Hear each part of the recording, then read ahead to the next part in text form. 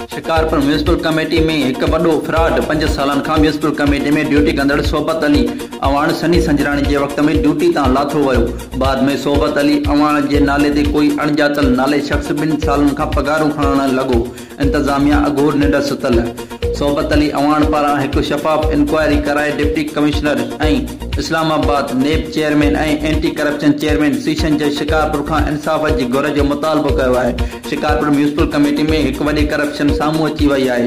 5 सालनि खां municipal committee जे कचे मुलाज़िम सोबत अली अवाण शिकारपुर शहर जे अवामी मज़लूम इत्तेहाद जे चेयरमैन हकीम मोहम्मद अली अवाण खे दाईंदे चयो त म्यूनिसिपल कमेटी में कचे मुलाज़िम तौर अलिफ शाह शहीद जे भरिसां कायम थियल ड्रेनेज वारे खूह ते मां ड्यूटी कंदड़ हुयुसि, मगर बाद में सनी संजराणी जे वक़्त में खूहनि जे इंचार्ज मेहता सुमरो ऐं यूसी 8 जे वार्ड 6 जे काउंसलर मिली भगत करे मूंखे ड्यूटी तां फारिग कयो। वधीक सोबत अली चयो त बाद में केतिराई भेरा सनी संजराणी गुज़िरियल चेयरमैन अकील अब्बास सुमरो खे चवंदो रहियुसि, मगर मूं सां इंसाफ़ न कयो वियो।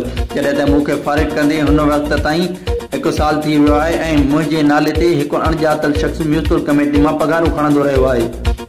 वधीक हकीम मोहम्मद अली अवाण सोबत अली खे ख़ातिरी कराईंदे चयो त तुंहिंजो इंसाफ़ करण जे लाइ म्यूनिसिपल कमेटी जे गुज़िरियल 2 चेयरमैन जे ख़िलाफ़ इस्लामाबाद जे नेब चेयरमैननि ऐं एंटी करप्शन जे चेयरमैन ॾे दरख़्वास्तूं उमड़े करे तोखे इंसाफ़ फ़राहम कयो वेंदो ऐं जेको हिन वक़्त तुंहिंजे नाले ते मिली भगत करे तुंहिंजूं पगारूं खाई रहिया आहिनि उन्हनि खे जेल उमाणे करे सज़ाऊं ॾियारियूं वेंदियूं।